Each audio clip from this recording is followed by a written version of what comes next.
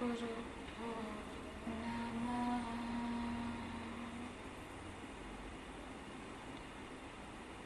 सदाशिवसमारम्भाः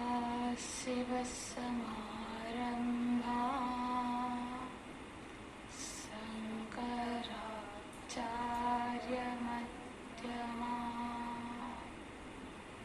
अस्मदाचार्यपर्यन्ताः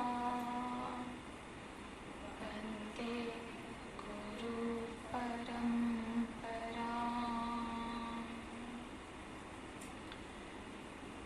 गुरुर्ब्रह्मा गुरुर्विष्णुः गुरुर्देवो महेश्वरः गुरुः साक्षात् परं ब्रह्म तस्मै श्री गुरवे नमः। तस्मै श्री गुरवे नमः।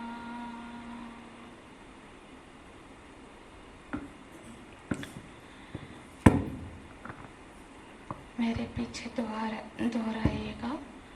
आप्यायन्तु ममङ्गानि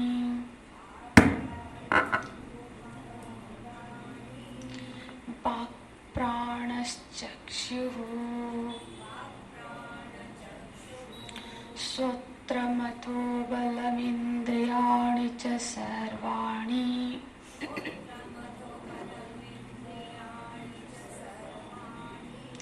सर्वं ब्रह्मोपनिषदम् माहं ब्रह्म निराकुर्याम्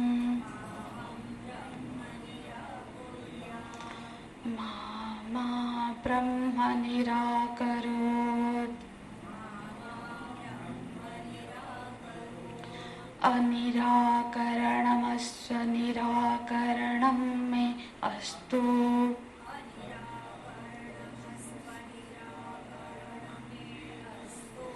तदात्मनि निरतेय उपनिषत्सु धर्माः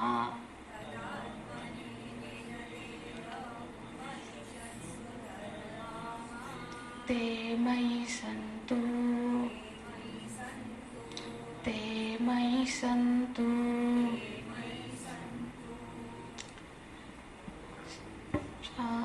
साथ साथ एक बार और पाठ करेंगे, ठीक है?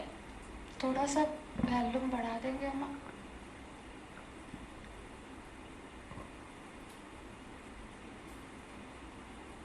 उसमें नहीं होगा। हो गया? ठीक है, अब ठीक है। आप साथ पाठ करेंगे। आप्यायन्तु ममङ्गानि वाक्प्राणश्चक्षुः श्रोत्रमथो बलमिन्द्रियाणि च सर्वाणि सर्वं ब्रह्मोपनिषदं माहं ब्रह्म निराकुर्याम् मा ब्रह्म निराकरोत् अनिराकरणमस्व निराकरणं मे अस्तु। तदात्मनि निरतेय उपनिषत्सु धर्माः ते मयि सन्तु ते मयि सन्तु। ॐ शान्ति शान्ति शान्तिः।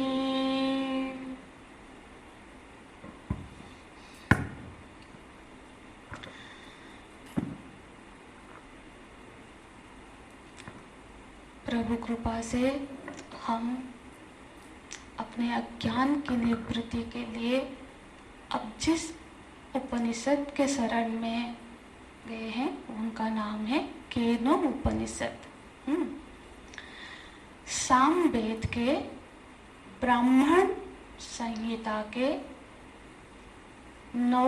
तलबकार शाखा में 9वें अध्याय के रूप में ये उपनिषद प्राप्त होता है। मतलब वेद का, सामवेद का जो तलबकार शाखा है उसमें से 9वां अध्याय को हम केनो उपनिषद के रूप में अध्ययन कर रहे हैं। ठीक है, अब इस उपनिषद के प्रारंभ में जो सामवेद का शांति मंत्र है, जिसको हम बोलते हैं मंगलाचरण। हर किसी भी ग्रंथ के आरंभ में हम भगवान की स्तुति करते हैं, प्रार्थना करते हैं, उनको कृतज्ञता ज्ञापना करते हैं। तो इस तरह से जब सामवेद का प्रारंभ होता है, उसमें एक शांति मंत्र पाया जाता है, जिसको केनो उपनिषद में भी हम शांति मंत्र के रूप में, मंगलाचरण के रूप में पाठ करते हैं। तो उसका अर्थ हम पिछले कक्षा में देख रहे थे। अब एक बार थोड़ा सा देखेंगे और इसको कंप्लीट करेंगे। पहले क्या, जो साधक है, जो जिज्ञासु है, वो ऋषि यहाँ प्रार्थना करते हैं, हाँ, मांग करते हैं। किससे मांग करते हैं?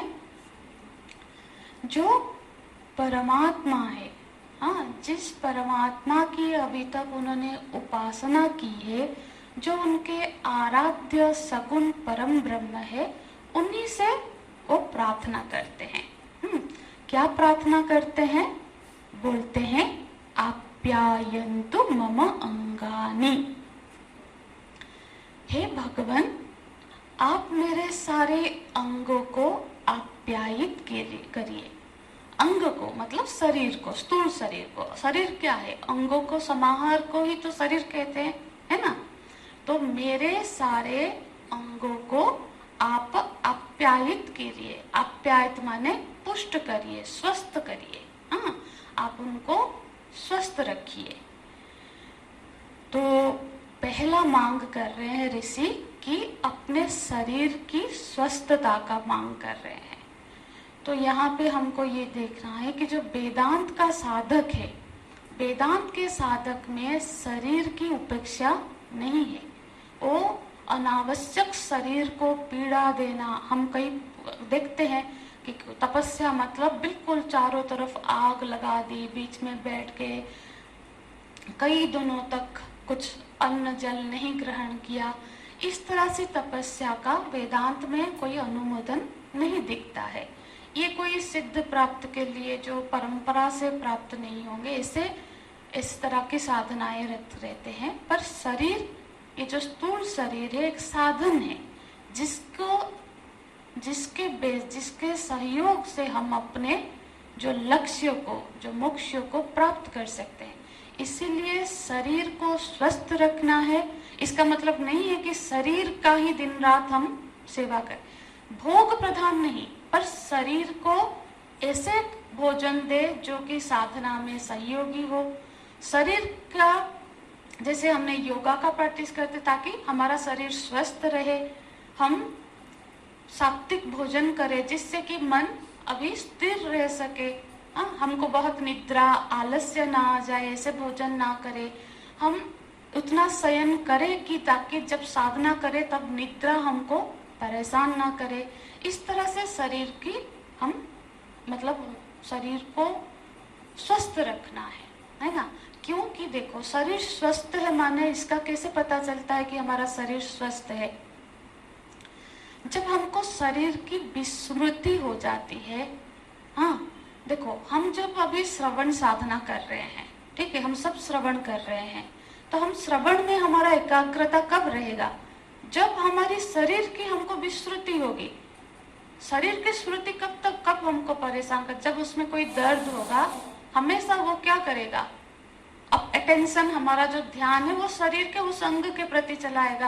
पेट में दर्द है, हाथ में दर्द है, तो वहां बार बार जो हमारी साधना चल रही है उसमें डिस्टर्ब होगा, है ना? तो फिर हम यदि एकाग्रता से मनन करना चाहें, ध्यान करना चाहे, तो ये बहुत जरूरी है कि हमें शरीर की विस्मृति हो जाए।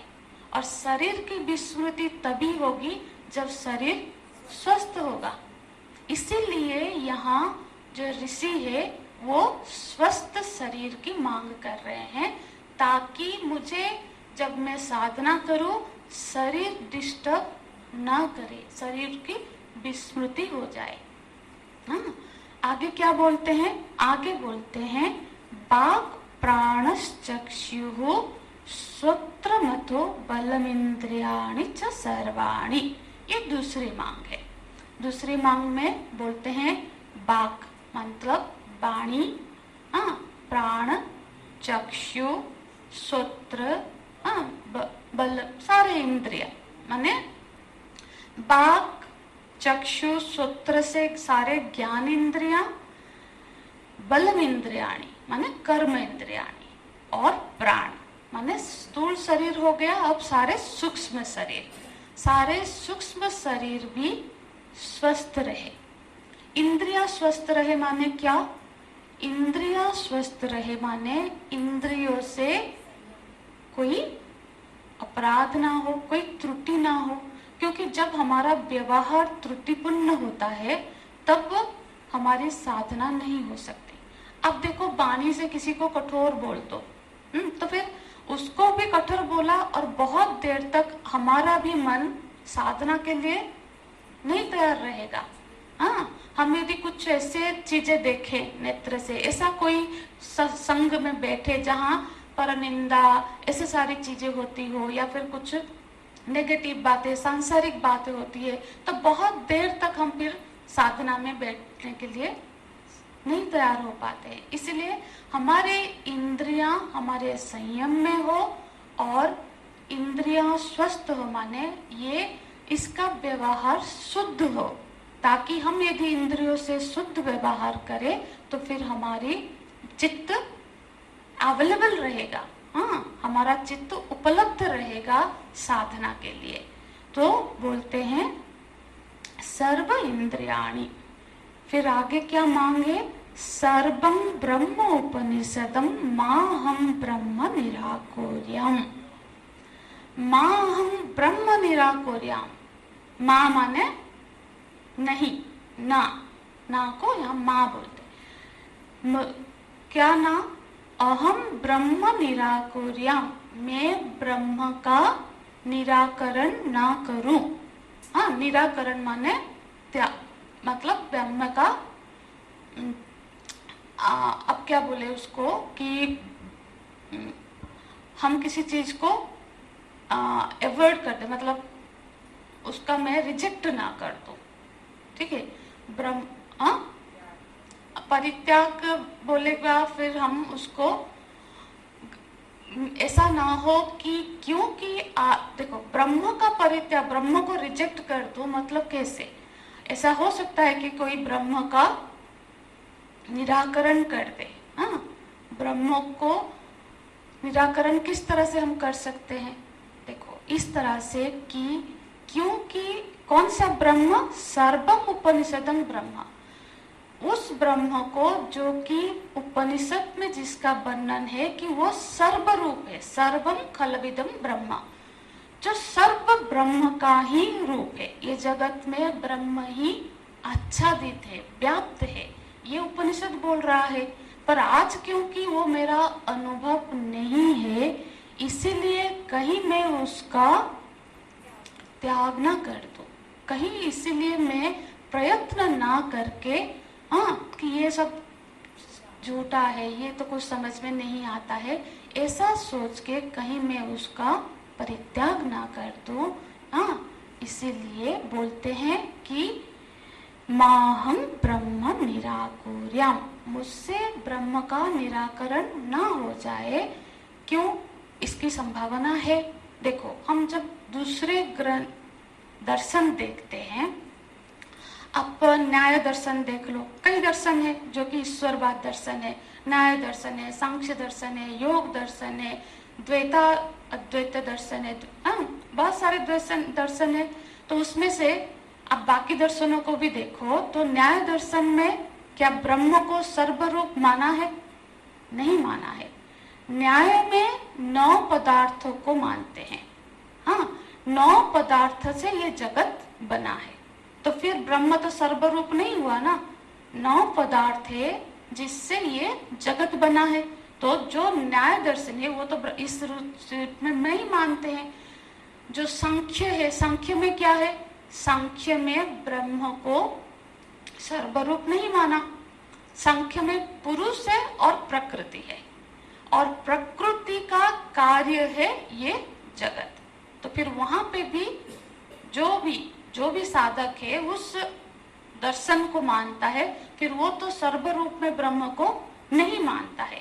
इसीलिए इसकी औचित्य है कि हम ऐसा प्रार्थना करें कि भगवान मुझे ऐसे संग ना प्राप्त हो कि मैं अपने, क्योंकि आज मेरा अनुभव नहीं है इसीलिए मैं इस मार्ग का परित्याग ना कर दूं। हाँ, तो इसी को, क्योंकि ये बहुत ही मुख्य है इसीलिए उसको दोबारा दोहराते हैं।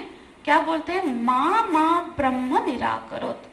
माँ माने पहले माँ का अर्थ है ना, दूसरे माँ का अर्थ है मेरा, मम। हाँ, तो न मम में ऐसा ना हो कि ब्रह्म मेरा निराकरण कर दे। ब्रह्म मेरा निराकरण कर दे माने क्योंकि मुझ में जिस अधिकारी की वर्णन शास्त्रों में की गई है मेरे में आज वो सारी योग्यताएं नहीं है, इसीलिए कहीं मैं ब्रह्म से मेरा त्याग ना कर दे। इसको समझते हैं। यहाँ दो मांगे हैं। मुझसे ब्रह्म का निराकरण ना हो जाए माने यहाँ श्रद्धा की मांग कर रहे हैं। क्यों? श्रद्धा की रोल कहाँ है? देखो, कोई चीज हमको पता चल गई तो वहां श्रद्धा की रोल नहीं रहती है। विश्वास कहाँ रहता है? जब मुझे पता नहीं है पर मुझे पता है कि ये जो बोल रहे हैं वो सही है। जब सही का पता चल गया तो फिर श्रद्धा की कोई रोल नहीं है।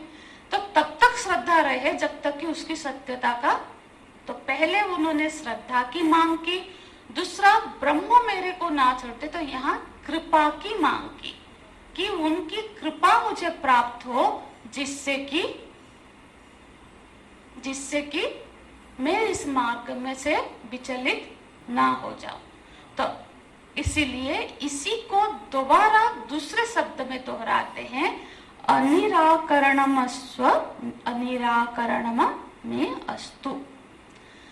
हाँ, निराकरण माने क्या हुआ? वो मेरा त्याग न करे, मतलब निराकरण और निराकरण एक ही शब्द है, तो यहाँ उसी को बोलते अनिराकरण में अस्तु। मुझसे मेरा आज अनुभव न होने पर भी मैं ब्रह्म का निराकरण ना करूं और अनिराकरणम में अस्तु, और मेरे में योग्यता ना होने के बाद भी वो मेरा त्याग ना करे। ठीक है? और आगे क्या बोलते हैं? तदात्मनि निरते य उपनिषत्सु धर्माः।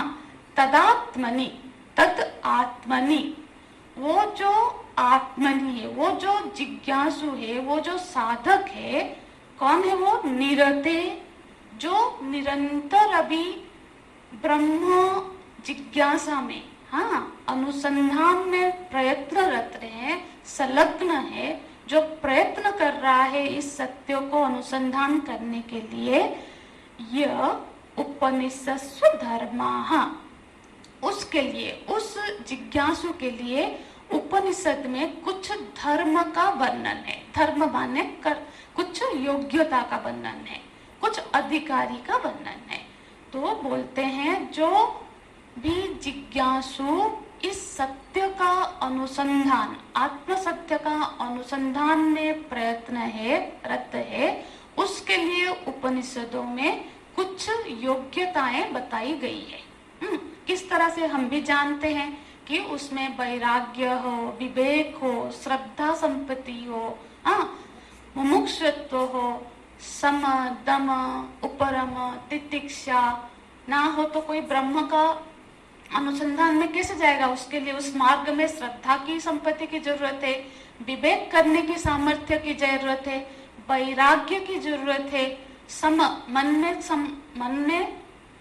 संयम हो, दम सारे इंद्रियों में संयम हो, तितिक्षा हो, बहुत बेचैन ना हो कि अरे नहीं समझ आ रहा है, नहीं समझ, तो उसमें बड़ी दृढ़ता हो कि जितना भी टाइम लग जाए मुझे इसको समझना है, मुझे इस ज्ञान को प्राप्त करना है। तो इस तरह से इन गुणों के आधार पर ही कोई इस आत्म तत्व का प्राप्त कर सकता है। तो इसीलिए शास्त्रों में, उपनिषदों में कुछ धर्मों का बंधन है। हाँ, तो बोलते हैं ते मयि संतु, वो सारी योग्यता, धर्म माने योग्यता, वो सारी योग्यताएं मुझे प्राप्त हो। और दोबारा बोलते हैं मुझे प्राप्त हो। तो क्योंकि वो जो योग्यताएं, यहाँ जो ऋषि है वो उनकी मांग है कि वो सारी योग्यता है जो इस ज्ञान को प्राप्त करने के लिए अनिवार्य है, उन सारी योग्यताओं की वो मांग कर रहे हैं, ताकि उस योग्यताओं को धारण करके इस ब्रह्म ज्ञान को, उस ब्रह्म विद्या को वो प्राप्त कर सके। ओम शांति ही शांति ही शांति ही। तीनों तापों की शांति की, हाँ, तीनों ताप शांत हो, शिथिल हो, इसकी कामना करते हैं। त्रिताप होते हैं आदि भौतिक, आदि दैविक और आध्यात्मिक। जो विघ्न आते हैं, हम जब साधना में जाते हैं या किसी भी कार्य में, तीन तरह के विघ्न आ सकते हैं। एक तरह का विघ्न होता है जो कि हमारी अंदर से ही आता है, हमारा ही मन नहीं होता है, मन हमको अरे नहीं जाना है, या साधना में फिर आलस्य आ जाता है, या फिर कुछ सोचा था पर थोड़ी देर के बाद मन बदल जा, इस तरह से ये इसको बोलते हैं आध्यात्मिक विघ्न, जो कि हमारा ही मन विघ्न डाल देता है या हमारे शरीर से कोई विघ्न हो जाता है। और है आदि भौतिक विघ्न, जो बहुत सारे अभी निकले, गाड़ी खराब हो गया, बारिश हो गई, इससे बहुत सारे भौतिक विघ्न आते हैं। हाँ, और दैविक विघ्न भी, कभी कभी दैववश विघ्न भी कार्य में आते हैं। इस तरह से जब विघ्न आते हैं तो इसीलिए हम 3 बार शांति पाठ करते हैं कि इस तीनों विघ्नों को आप निराकरण कर दो, आप नाश कर दो, ताकि हम अपने साधना में निर्विघ्न प्रयत्नरत रहे और अपने लक्ष्य को प्राप्त कर सके। तो ये मंगलाचरण था, तो इसको हम हर कक्षा के प्रारंभ में पाठ करेंगे। अब हम ग्रंथ में प्रवेश करेंगे, पर पिछले कक्षा में मैं देख रही थी कि ग्रंथ को समझने में थोड़ा सा प्रॉब्लम हो रहा था, है ना। अब थोड़ा एक बार ग्रंथ को किस तरह से देखना है वो बता देते हैं। तो देखो, ये जो केनो उपनिषद का गीता प्रेस का ग्रंथ है, इसमें तो केनो उपनिषद जो है उसमें केवल 25 मंत्र है, ठीक है। आप यदि केनो उपनिषद देखेंगे, हमने क्या पढ़ा, साम वेद के, हाँ, मतलब तलबकार शाखा के 9वें अध्याय को केनो उपनिषद कहते हैं। आप वेद, आप में से कितनों ने वेद के दर्शन किए हैं, लिपिबद्ध वेद देखा है? जो सिद्धवाड़ी गए हैं तो देखे होंगे। वेद, चारों वेद एक ग्रंथ के रूप में बड़ा सा मिलता है, उसकी आरती पूजन भी होती है।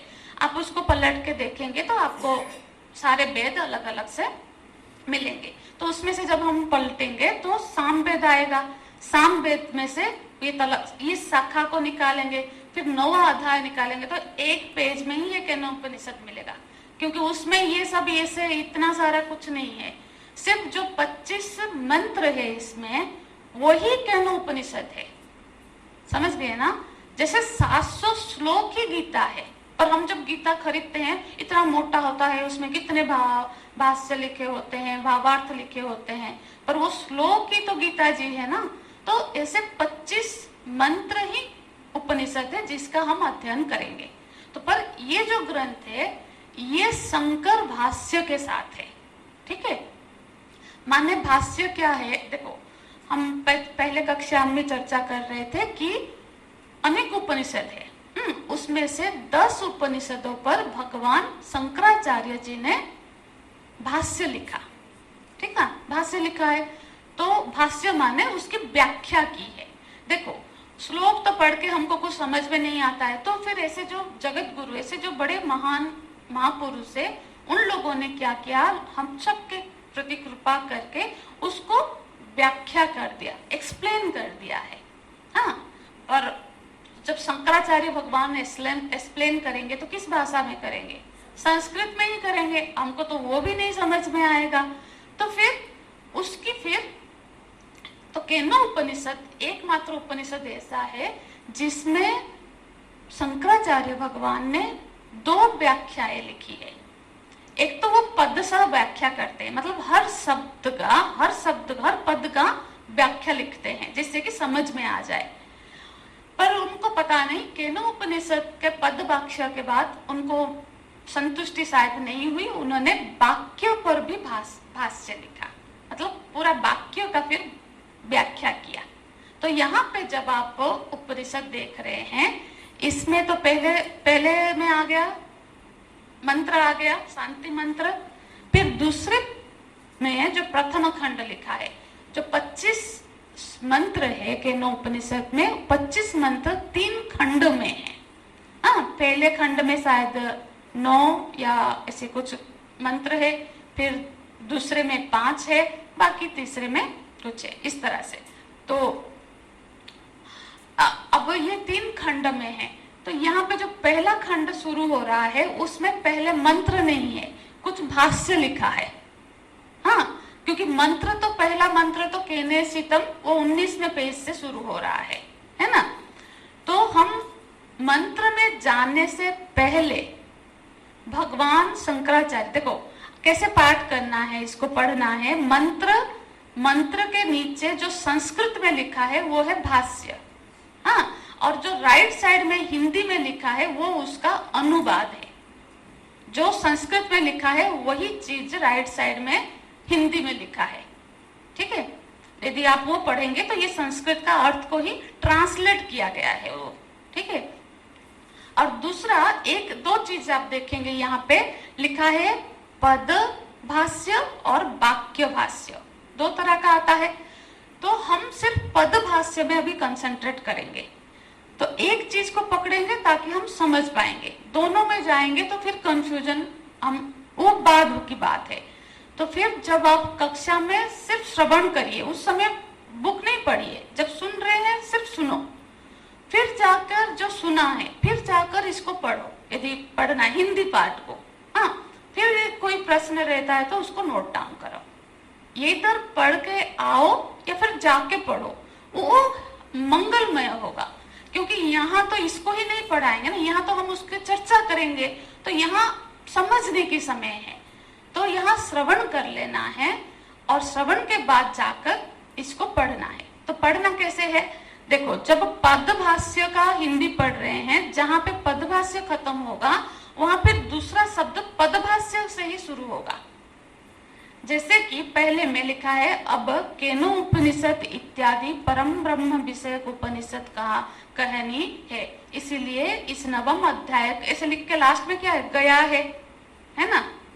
देखो फिर उसके बाद पढ़ना है, उसके पश्चात दूसरे यहाँ से पढ़ना है। आप यदि ऐसे ऐसे पढ़ोगे तो फिर वो ये इसका पार्ट नहीं है। पदभाष्य का यहाँ से फिर यहाँ जाना है। पदभाष्य लिखा है ना, आप ये वाला प्रथम खंड निकालो। हाँ, हो गया। देखो अब ये संस्कृत को छोड़ दो, उसमें नहीं पढ़ो, हिंदी उसका ट्रांसलेशन पढ़ना है। तो फिर क्या करना है, शुरू क्या हुआ, अब से शुरू हुआ, तो उसमें खत्म गया है लिखा है ना पैराग्राफ। गया है के बाद यहाँ नहीं पढ़ना है, उसके पश्चात वहां पढ़ना है। तो इस तरह से पदभाष्य का पूरा पढ़ना है, वाक्य भाष्य का अलग से पढ़ना है, समझ गए। तभी जाके इसका अंत यहाँ फिर आगे खुलेगा, इसके साथ इसका कोई लिंक है नहीं। तो ऐसे पढ़ेंगे तो आपको समझ में नहीं आएगा, ठीक है। तो इस तरह से पढ़ना है। तो अब हम देखना है कि श्लोक तो यहाँ से शुरू हो रहा है, तो यहाँ क्या लिखा है। देखो पहले क्या लिखते हैं आप देखो, केनेशितम इत्यादो उपनिषद परम ब्रह्म विषया वक्तव्या इति 9वें अध्यायस्य आरंभः लिखा है ना। क्या बोल रहे हैं कि ये जो केनेशित, ये जो इससे केनेशित, इससे जो ये जो उपनिषद शुरू हो रहा है, ये तो 9वां अध्याय है, सामवेद का तलबगार शाखा का 9वां अध्याय है। तो ये जब 9वां अध्याय है तो इसका मतलब है उससे पहले प्रागे तस्मात्, उससे पहले क्या होगा, उसमें 8 अध्याय और होंगे या नहीं, है ना। हम कैसे किसी ग्रंथ का सीधे किसी एक 9वें अध्याय में जाएंगे तो फिर समझने में कठिनाई नहीं होगी। तो इसीलिए उस श्लोक में जाने से पहले यहाँ क्या किए हैं भगवान शंकराचार्य जी ने, वो जो 8 अध्याय, वो उसमें क्या विषय है, क्या लिखा है, उसको थोड़ा सा सारांश में हमको बता दिए हैं। अब कोई ग्रंथ का 9वां अध्याय क्या पहले के 8वें अध्याय के बेस पर ही होगा ना। इस 8 अध्याय उसका आधार है ना। 9वां अध्याय तो लिंक रहता है ना, एक अध्याय से दूसरे अध्याय का जरूर संपर्क होगा, संबंध होगा।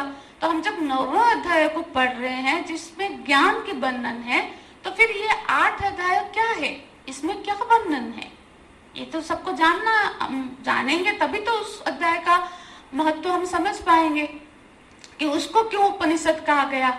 ये 8 अध्याय, और ये नहीं भूलना है कि ये जो 8 अध्याय है ये वेद के 8 अध्याय है। वेद में एक शब्द भी निरर्थक नहीं होती है। जब वेद का वाक्य है तो उसकी तो यथार्थता होगी ही, तो फिर वो 8 अध्याय तो हम नहीं पढ़ रहे हैं। तो हमको जानने की इच्छा तो होनी ही चाहिए कि ये 8 अध्याय में क्या है। भले ही अब हम वो 8 अध्याय नहीं पढ़ रहे हैं, हम सीधा 9वें पढ़ेंगे, फिर भी वो 8 अध्याय का एक संक्षिप्त परिचय यहाँ पे उन्होंने, इसको बोलते हैं संगति भाष्य। संगति लगा रहे हैं कि वो 8 अध्यायों का इस 9वें अध्याय के साथ क्या संपर्क है, क्या कनेक्शन है। हाँ, तो उसमें जो है वो किसके लिए है, क्योंकि वेद वाक्य है तो जरूर निरर्थक नहीं होगा, उपयोगी है। तो वो किसके लिए उपयोगी है और ये किसके लिए उपयोगी है, तो इसीलिए वो संगति भाष्य लिखते हैं।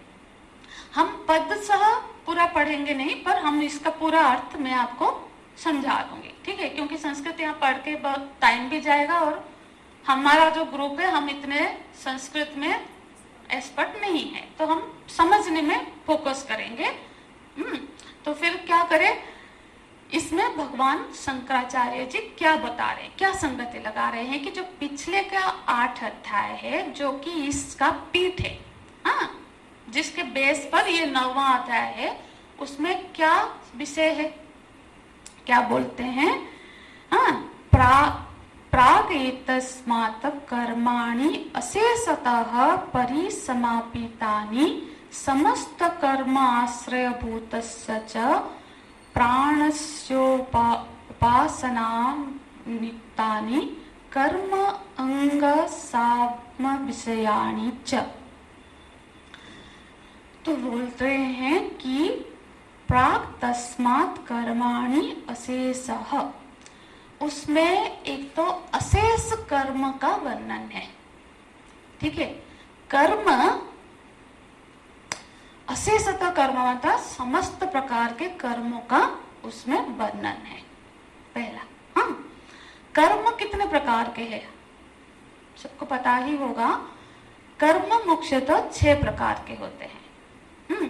नित्य, नैमित्तिक, प्रायश्चित, उपासना, काम्य और निषिद्ध, इस तरह से 6 प्रकार के कर्म होते हैं, ठीक है।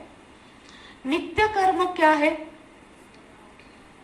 बिल्कुल सोना उठना जागना, पर नित्य कर्म के वो सारे कर्म वहां बताए गए हैं। तो क्या है, देखो नित्य कर्म उसको बोलेंगे जिसके अकारेण प्रत्यवायः, जिसको यदि हम ना करें, करे तो कुछ मिले ना मिले वो अलग बात है, ना करे तो दोष लगेगा। जैसे कि नित्य कर्म है स्नान करना, अब स्नान करो तो कोई पुण्य या पाप नहीं हुआ, पर ना करो तो दोष लगेगा। ब्रश किया तो पर ना करो तो अशुद्धि भी है, दोष भी है। प्रत्यवाय दोष से पुण्य की हानि होती है। जैसे कि हम हमारे घर में यदि ठाकुर जी स्थापना किए हैं, जो भी जिस धर्म का है, वहां हमारा यदि नियम है दीपक लगाना है या जो भी नियम है, हमने वो लिया है, अब नहीं किए, देखो पाप पुण्य से बढ़कर वो दोष लगेगा, ठीक है। उससे क्या होता है ना, एक दोष की उत्पत्ति होती है। जो नित्य कर्म होते हैं, जैसे कि हमने व्यापार कर रहे हैं तो दुकान में जाना है, नहीं तो फिर हानि होती है। जैसे नौकरी कर रहे हैं तो वहां जाना है, तो ये सारा नित्य कर्म में हमारे आ रहे, तो हम एक तरह के नित्य कर्म करते हैं। दूसरा है नैमित्तिक कर्म। मैं बताऊंगी बात। देखो, तो अब नित्य कर्म हो गया, मतलब दोष नहीं लगेगा, मतलब वो कर्म को हमको छोड़ना नहीं चाहिए। छोड़ेंगे तो दोष लगेगा, कर लिया तो फिर तो नहीं दोष लगेगा। अब नैमित्तिक कर्म क्या है? जो निमित्त के संदर्भ में कोई निमित्त उपस्थित हो गया, माने अब कोई अतिथि आ गए, कभी कभी नित्य कर्म छोड़ के भी नैमित्तिक कर्म करना चाहिए। मतलब कोई संदर्भ उपस्थित हो गया, कोई आ गए तो हमको उसको अटेंड करना है। किसी की तबीयत खराब हो गई, उसके लिए भले ही हमारा कुछ काम हम छोड़े, तो ये नैमित्तिक कर्म है, निमित्त से। हाँ, ओकेजनली हमारे जैसे त्योहार होते हैं, हर रोज हम वो नहीं करते, पर उस त्योहार में नियम है कि हमारे वंश परंपरा है कि हम ये वाला खाना ठाकुर जी को अर्पित करते हैं, ये मिठाई अर्पित करते हैं, वो नैमित्तिक है।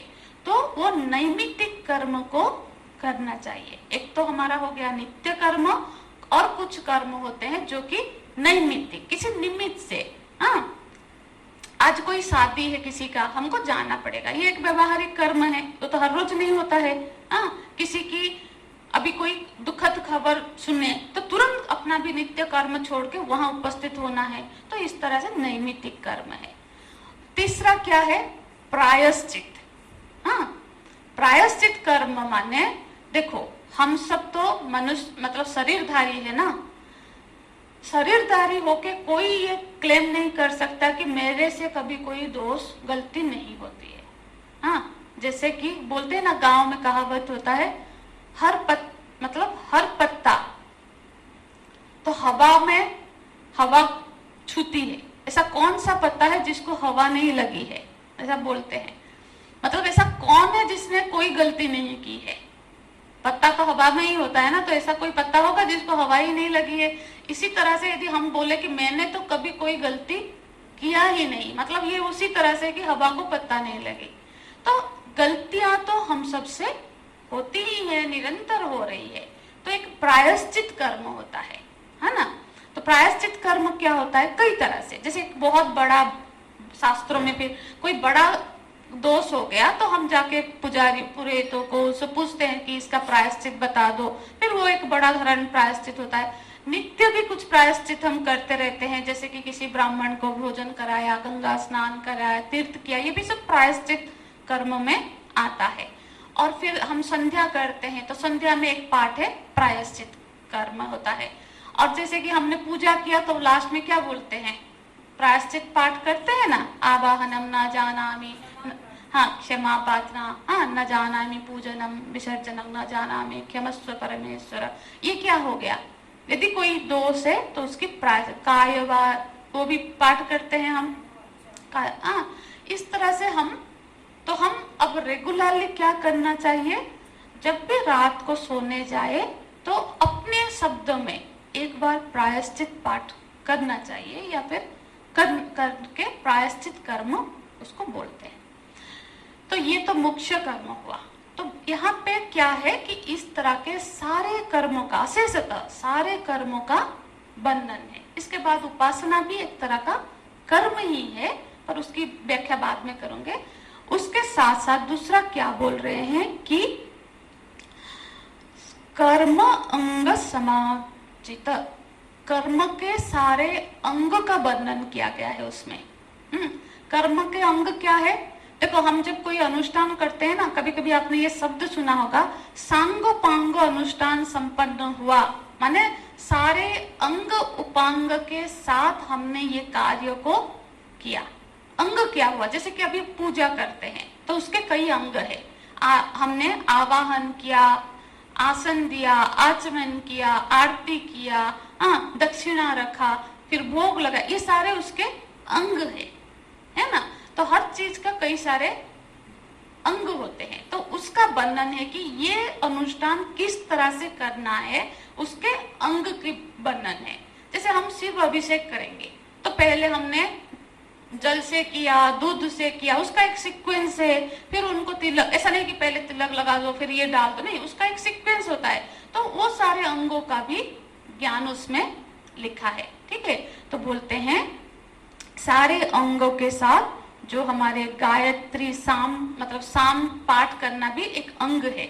आपने देखा होगा जब बड़े बड़े अनुष्ठान होते हैं ना, उसमें फिर वेद पाठ होता है। जैसे हमारा शिव मंदिर की प्रतिष्ठा हुआ तो जो ब्राह्मण लोग आए थे यहाँ बैठ के वेद का चांटिंग किए, क्योंकि भगवान का एक नाम भी हम पाठ करते हैं ना सुबह शिव जी को, साम प्रियाय नमः, उनको चलाते हैं साम प्रियाय नमः, मतलब वो साम वेद सुनना उनको प्रिय है, क्योंकि ये संगीत का गायन शैली में है तो वो सुनाते हैं, क्योंकि भगवान को वो सुनना अच्छा लगता है, तो उसका पाठ होता है। जैसे कि नहीं वेद सुना पाते तो हम भजन सुना देते हैं, उनकी स्तुति गा लेते हैं, तो वो भी एक पाठ है। इस तरह से उनका वर्णन हुआ। फिर तीसरा क्या चीज हुआ, बोलते हैं समस्त कर्म आश्रयभूतस्य च प्राण उपासना उक्तानि।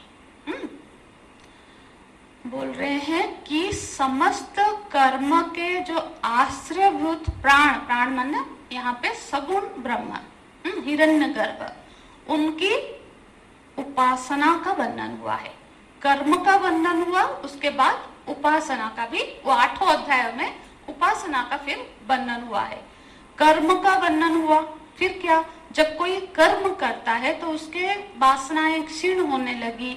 अब जब उसकी इच्छाएं पूरी होती है, फिर वो वासनाएं क्षीण होती है, फिर धीरे धीरे उसके मन में भक्ति जागृत होती है। उपासना मतलब उपासीनम उपासनम, जो अब क्या है ना, उसका मन भगवान के समीप हो गया, माने भगवान के, अब उसके चित्त में निरंतर भगवत श्रुति बनी रहती है। तो वो जो भी कार्य अभी कर रहा है सिर्फ अपने कामना की पूर्ति के लिए ना करके अब वो भगवान के प्रीति अर्थे कामना करना शुरू करे। काम ही कर रहा है, कर्म कर रहा है, पर अब भगवान के प्रीति अर्थे कर्म कर रहा है। जो ऐसे उपासक है उसके लिए, जब ऐसी उसकी एक स्थिति थोड़ा ऊपर आ गई, उसके लिए भी ये 8 अध्यायों में वर्णन है कि कैसे उपासना करना है, स्तुतियां क्या है, उसकी सारी डिटेल में वर्णना की गई है। तो कर्म की वर्णना है, उपासना की वर्णना है, हाँ, और साथ ही साथ उसमें फिर बोलते हैं परंपरा का वर्णन है, वंश परंपरा। तो ये वेद का वंश श्रुति है ना, सुन सुन के, तो वो जो वंश किस परंपरा से ये आया है उसका भी वर्णन इन 8 अध्यायों में मिला है। तो देखो, अब पूरा तो व्याख्या नहीं करते, फिर भी समझते हैं। तो इससे क्या है, इसकी संगति जो हम लगा रहे हैं, अब ये सब करना है, ये जो सारा ऐसा नहीं है कि सीधा 9वां अध्याय की पढ़ो इसको करो, वो सब उपदेश श्रुति माता कह रही है कि इसको करो। पहले तुम श्रुति के हिसाब से, शास्त्र के हिसाब से, अपने पहचान के हिसाब से कर्म करो। यदि गृहस्थ हो तो धन का अर्जन करो, न्यायपूर्वक धन का अर्जन करो, फिर उससे धर्म कमाओ। हाँ, इस तरह से फिर उपासना करो, हाँ, ताकि अंतःकरण शुद्ध हो। तो अब विहित कर्म निषिद्ध कर्म, विहित कर्म करो, निषिद्ध कर्मों का आचरण ना करो। तो ये जो कर्म का सारा अध्याय में बताया गया, इसको पहले एक साधक करता है, पहले एक साधक की जर्नी है। ये 8 अध्याय को उसने पार करेगा, तभी जाके 9वें अध्याय में वो पहुंचेगा, अधिकारी बनेगा। तो जिसने अपने जीवन में शास्त्र के हिसाब से कर्तव्य कर्मों का पालन किया है, फिर ईश्वर अर्पित निष्काम भाव से कर्म किया है। क्योंकि देखो, जब तक हम सकाम कर्म करेंगे तब तक क्या होगा, हमारी क्या प्राप्ति होगी, हमको वो चीज मिल जाएगी, पुत्र मिलेगा, सुख मिलेगा, धन मिलेगा, मृत्यु के बाद देवलोक मिलेगा, स्वर्ग लोक मिलेगा, है ना। हाँ, पर अंतःकरण शुद्ध नहीं होगी, क्योंकि हम किसी कामना से कर्म कर रहे हैं, चाहे वो सत्कर्म ही क्यों ना कर रहे। मैं दान करते हुए यदि मेरे को पुण्य का इच्छा है तो पुण्य ही मिलेगा, है ना, उसमें अंतःकरण शुद्ध नहीं होगा। जब मैं निष्काम भाव से ईश्वर अर्पित होकर कर्म करूंगा तब अब अंतःकरण के जो वासनाएं खिन्न होगी और अंतःकरण शुद्ध होने लगेगा। तो ये स्टेप्स है। पहले नियम से हमने कर्म किया, जो नियम से कर्म करता है, सत्कर्म करता है, उसको स्वर्ग की प्राप्ति, देवलोक की प्राप्ति आदि हुआ। जो निषिद्ध कर्म करता है, खराब कर्म जिसको शास्त्र ने मना किया है, तो उसको अधोगति होती है, पशु योनि में जाता है, जो भी उसको होती है। पर एक कैटेगरी है जिसने निष्काम भाव से कर्म किया। अब उनके निष्काम भाव कर्म करने से उनका अंतःकरण क्या हुआ, शुद्ध होने लगा। अंतःकरण शुद्ध हुआ तो फिर अब उसमें जिज्ञासा पैदा हुई। जिसका अंतःकरण शुद्ध होगा ना, अब सबको जिज्ञासा नहीं है ब्रह्म क्या है, भगवान क्या है, हाँ है क्या, नहीं है। उसी के मन में ऐसी जिज्ञासा, ये जो प्रश्न से शुरू हुआ है ना, ये उपनिषद एक प्रश्न से शुरू हुआ है। तो वो किसका प्रश्न है, जिसने वेद का पहले अध्ययन किया है ना, पढ़ेगा तभी तो जानेगा कि क्या कर्म है क्या नहीं करना है। पहले वेद मतलब सत्संग से शुरू हुआ, पहले सत्संग आया, उसको पता चला कि ये सही है, ये गलत है, ये करना है, ये नहीं करना है। उस हिसाब से उसने कर्म किया। फिर धीरे धीरे कर्म के वासनाओं से क्षीण होके उपासना प्रधान, भक्ति प्रधान कर्म, वो भी कर्म ही है उसमें। फिर वो धीरे धीरे निष्काम कर्म में आया, और जब अंतःकरण शुद्ध हुआ उसके मन में ये प्रश्न उठा। जो प्रश्न से शुरू होगा वो प्रश्न किसका प्रश्न है, ये जिज्ञासु जिसने ये सारे फेजेस गए हैं, है ना। उस जिज्ञासु की पहचान वो 8 अध्यायों में, जिसने वो 8 अध्यायों के जो उपदेश है उसको पालन करके आज अंतःकरण शुद्ध होके, जब अंतःकरण शुद्ध होता है तो वैराग्य की प्राप्ति होती है ना। अब किसी से वैराग्य हो जाएगा, क्योंकि अभी तक क्या हो रहा था, जो आनंद है रस से बाहर बाहर मिल रहा था, अब उसको प्रत्येक आत्मा का अनुसंधान है, अब उसको अनित्य चीज से वैराग्य हो गया है। अरे कितना ये किया तो ये मिला, अब कोई मिलता है तो उसको संभालना भी एक मुश्किल है, क्योंकि जो भी चीज कोशिश करके मिलती है ना वो साधन और साध्य होता है, उसको हम कुछ करके प्राप्त करते हैं और उसको मेंटेन करना पड़ता है। घर हमने प्राप्त किया, घर को मेंटेन करना है, शरीर को मेंटेन ना करो तो वो फिर नष्ट हो जाता है। तो इससे वो थक गया, वैराग्य हो गया, अब मुझे अनित्य चीज की जरूरत नहीं है। क्या कोई नित्य वस्तु है जिसको प्राप्त करने के लिए ऐसे प्रयत्न की जरूरत नहीं है, और जो प्राप्त होने के बाद खोने का डर नहीं रहेगा। अब उस चीज का वो अनुसंधान करता है, उस आत्म तत्व का अनुसंधान करता है। तो ऐसी जो जिज्ञासु है, अब उसके लिए ये 9वां अध्याय में उपदेश है। ये संगति है कर्म से ज्ञान तक का। जो 8 अध्याय में कर्म का, उपासना का वर्णन किया गया, जो साधक इस सब स्टेप्स को गुजर कर, जरूरी नहीं है कि इसी जन्म में किया हो, क्योंकि पिछले जन्म में कोई छोटा 10 वर्ष का बालक बहुत बरागी होता है, सीधे ज्ञान मार्ग में चला जाता है, क्योंकि उसने पहले से अपना वो अंतःकरण शुद्ध किया है। तो जो भी इस तरह से, चाहे इस जन्म में हो किस जन्म में हो, यही मार्ग है। कामनाओं का नाश करना है, भगवत उपासना करना है, फिर अंतःकरण शुद्ध रूपक, फिर जाके ज्ञान के अधिकारी बनना है। तो फिर ये 9वां अध्याय के जो शुरुआत में ये संगति भाष्य भगवान भाष्यकार लगाते हैं, और बहुत सारे उपनिषद का उदाहरण भी देते हैं कि किस तरह से, कौन से परीक्षा चित्तान, कठोपनिषद का, अथर्व वेद का, वो मुंडक उपनिषद का, आदि उपनिषदों का यहाँ पे उदाहरण, मतलब इस उपनिषदों में इस तरह का मंत्र बताया गया है, बताते हैं। तो अब ये हुआ अनुबंध चतुष्टय। किसी भी ग्रंथ में प्रवेश से पहले 4 चीजें हम जानना चाहते हैं, या फिर 4 चीजें बताई जाती है, उसको बोलते हैं अनुबंध चतुष्टय। क्या क्या है? एक तो उस ग्रंथ का अधिकारी कौन है, किसके लिए है। अब हम एक एमए क्लास का बुक पकड़ेंगे तो 5 साल का बच्चा उसका अधिकारी तो नहीं है। हर ग्रंथ हर किसी के लिए तो पढ़ने का होता नहीं है, तो उसका अधिकारी कौन है। तो पहले यहाँ पे हमने अधिकारी समझ लिया कि 9वें अध्याय पढ़ने का अधिकारी जिज्ञासु भक्त है, जो उसने अब अपने काम अंतःकरण को शुद्ध करके जिसके मन में अब परम ब्रह्म को तत्वतः जानने की जिज्ञासा जाग गई है, ठीक है, वो इसका अधिकारी है। अधिकारी फिर होता है विषय।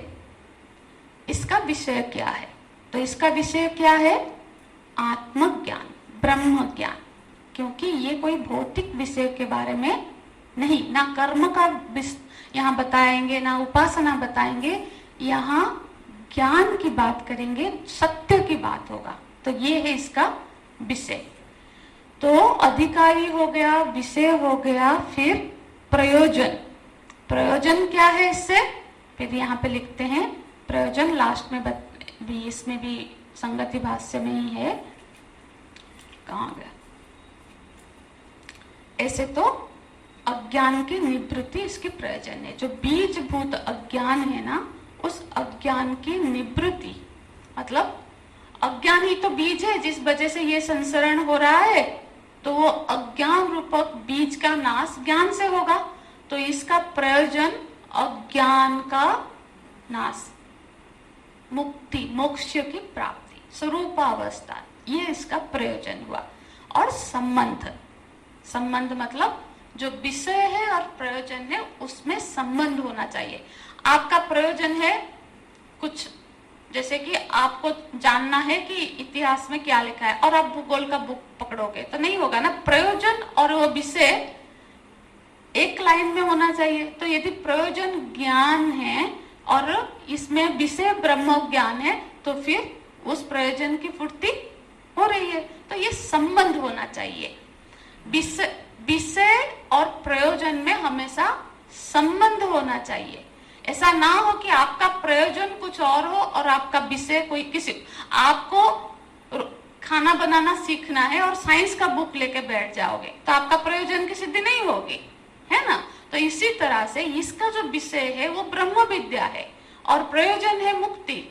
तो ब्रह्म विद्या से मुक्ति संभव है, ये संबंध भी बन रहा है। तो ये चारों चीजें हमको ग्रंथ से प्रवेश से पहले पता चल गया कि 9वां अध्याय जो केनो उपनिषद है उसका विषय ब्रह्म विद्या है, अधिकारी जिज्ञासु है, मुमुक्षु है जो मोक्ष चाहता है, और उसका प्रयोजन क्या है, मुक्ति है।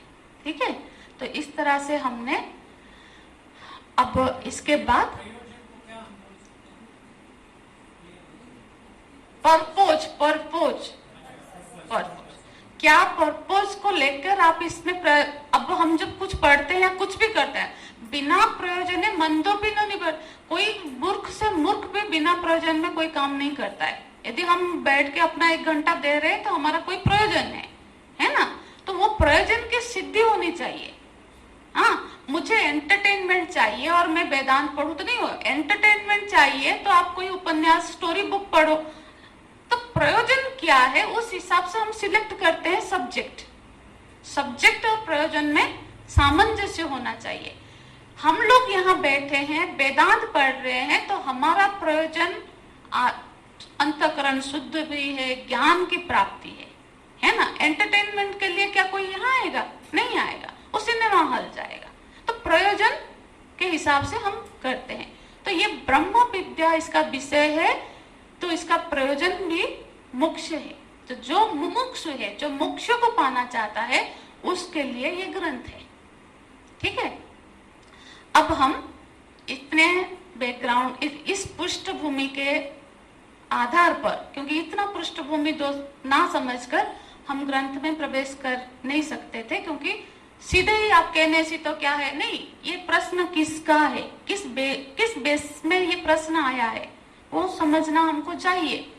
ये प्रश्न उसका है जिसने कर्म करके अपने वासनाओं को क्षीण किया है, जिसने फिर उपासना करके अंतःकरण शुद्ध किया है और जिसके अंदर अब वैराग्य है संसार बाह्य चीजों में असत्य की अनित्य वस्तु के प्रति जिसका वैराग्य है, अब वो नित्य वस्तु का अनुसंधान कर रहा है कि ये नित्य वस्तु ये कौन है।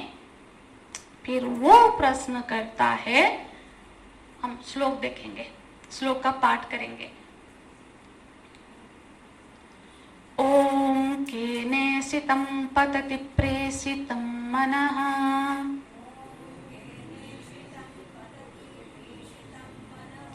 केन प्राण प्रथम प्रैति युक्तः केनेसितं वाचमिमं वदन्ति चक्षुश्रोत्रं कौदेव युनक्ति।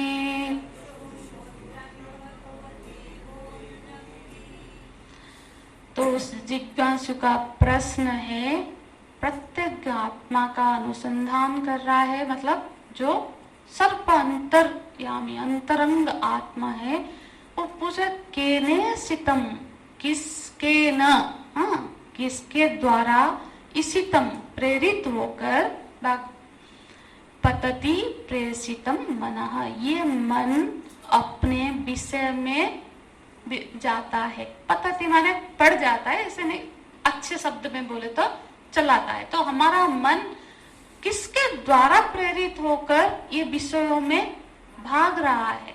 हाँ, इसको तो हम पिछले आगे की कक्षा में शनिवार को पाठ पढ़ेंगे। बस मैं इसको थोड़ा सा आपको शब्द सह परिचित करा रहे हैं कि इस तरह से प्रश्न हो रहा है, उसका अनुसंधान वो कर रहा है कि मेरा मन किसके द्वारा प्रेरित होकर आज अभी यहाँ बैठी हूँ, पर घर में है कि कुक आया या नहीं, वो ताला खोला या नहीं, बच्चे स्कूल से तो नहीं आ गए हैं, मतलब कौन, मतलब मैं तो नहीं चाहता हूँ, मैं जब यहाँ बैठी हूँ तो मैं यहाँ कंसंट्रेशन करना चाहता, पढ़ने आए हैं, पर क्या है, कौन है जो जिसके द्वारा ये मन प्रेरित हो रहा है।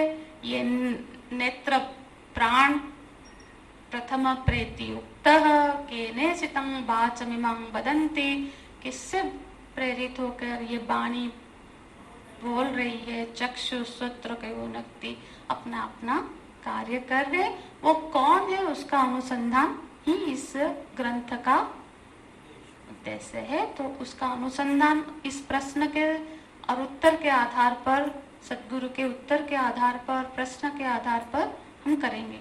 तो पहले हम प्रश्न को भी समझेंगे, इतना जितना हमने बोल दिया समझ के नहीं, इस पर भी अच्छे से चर्चा करेंगे। प्रश्न जितना अच्छा समझ आ जाएगा, उत्तर उतनी जल्दी पकड़ में आएगा। ये प्रश्न अब उस जिज्ञासु का है, अब ये प्रश्न मेरा होना चाहिए, मेरा प्रश्न होगा तो वो उत्तर मेरे को समझ में आएगा। ठीक है, तो हम शनिवार को प्रश्न पर बहुत अच्छे से चर्चा करेंगे, ताकि ये प्रश्न मेरा प्रश्न है ना। ओम तत्सत। ओम पूर्णमद पूर्णमिदं पूर्णात् पूर्णमुदच्यते पूर्णस्य पूर्णमादाय पूर्णमेवावशिष्यते। ओम शांति शांति शांति। हरि ओम। श्री गुरुभ्यो नमः। हरि ओम।